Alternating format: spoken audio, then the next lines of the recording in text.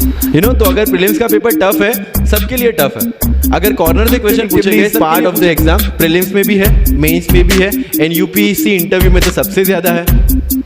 Why to worry about that which is not in our hand? What is in our hand? Preparation, static portion, current affairs.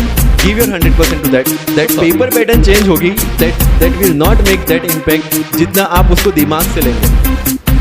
Because everybody is facing the question paper for the first time. Whoever is sitting for the UPSC prelims. तो paper pattern नया हो या out of the box हो, it is for everyone.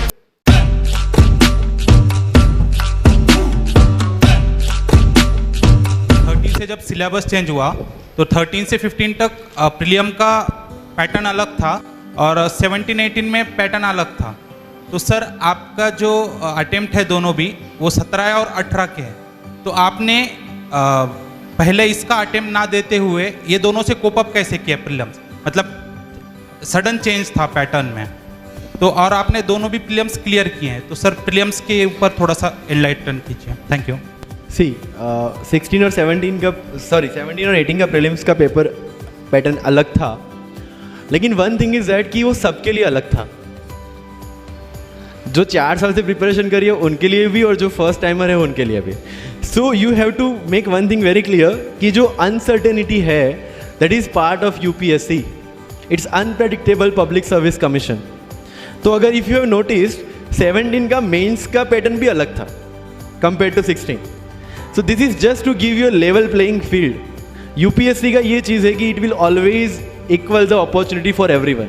तो senior और freshers के बीच में इक्वल अपॉर्चुनिटी देने के लिए they give this unpredictability. One thing make sure, 17 का पेपर पैटर्न अलग था, 18 का तो कंप्लीटली अलग था, 19 का वी डोंट नो कि कैसा होगा। So your preparation should never get changed.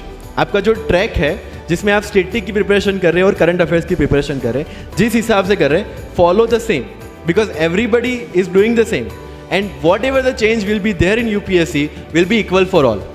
वहाँ पे आपका जो ऑफिसर वाला एटीट्यूड है, नई चीज़ों को कॉप अप करना और नए चैलेंजेस को फेस करना, जो आप ऑफिस में बैठ के हर रोज़ हर घंटे करेंगे, वो यूपीएससी में करना है, राइट? तो पेपर पैटर्न चेंज होगी, that will not make that impact जितना आप उसको दिमाग से लेंगे।